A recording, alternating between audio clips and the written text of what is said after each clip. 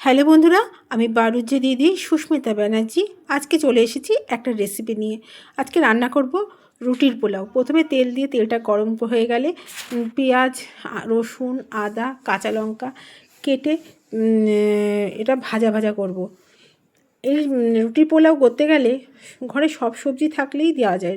যেমন শীতকাল তো এখন আমাদের গাজর, বিনস যা থাকে সবই দেওয়া যায়, কিন্তু আমার ঘরে এই মুহূর্তে গাজর ফাজর আর নেই, কারণ গাজর খেতে চায় না এরা।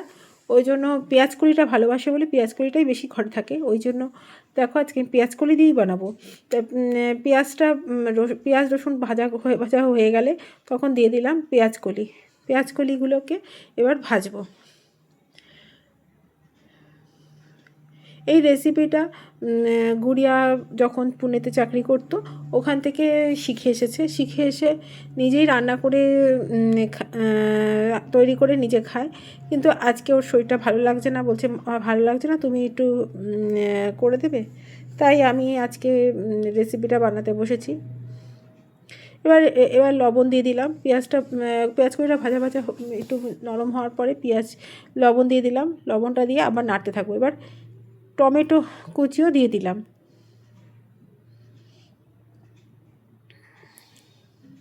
আর রুটিগুলোকে আমি পিস পিস করে ছোট ছোট করে কেটে নিয়েছি। কেটে নিয়ে ওইগুলোকে দিয়ে দিলাম কড়াইতে। দিয়ে এবার ভালো করে ভাজা ভাজা করব।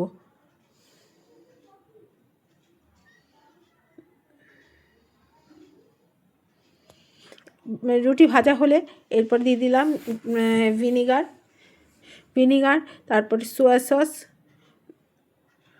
সস, টমেটো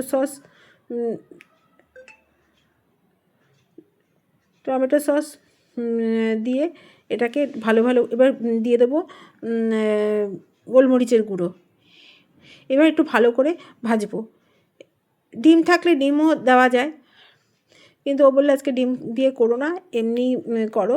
তা আমি তাই ডিম ছাড়া ওই পেঁয়াজ কলি, পেঁয়াজ এই দিয়েই করলাম।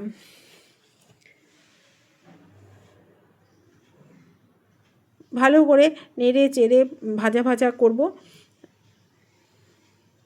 এটা খেতে ভালোই লাগে ওর। আমিও খাই মাঝে মাঝে ওর কাছ থেকে একটু নিয়ে, আমারও ভালো লাগে। আজকেও আমি ওর থেকে যা করেছি আমরা দুজনে ভাগ করে খেলাম। এগুলো মানে যদি করা হয় টাটকা রুটি দিয়েও করা যায়, আর বাসি রুটি না ফেলে দিয়ে বাসি রুটি দিয়েও এরকম ভাজা ভাজা রুটির পোলাও করলে খেতে ভালোই লাগে। তোমরাও এইরকম বাড়িতে রেসিপি ট্রাই করো।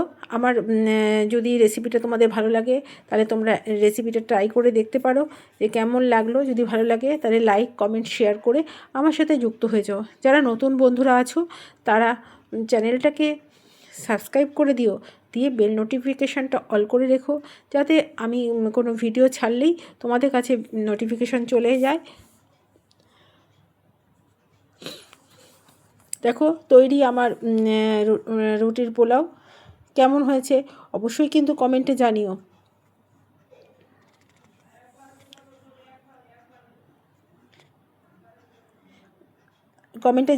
জানিও যে রুটির পোলাওটা কেমন হয়েছে। তোমরাও বাড়িতে ট্রাই করে দেখতে পারো এভাবে খুব সহজভাবে রুটি দিয়ে রুটির পোলাও। একঘেয়ে রুটির রেসিপি না খেয়ে এরকম ভিন্ন রকমভাবে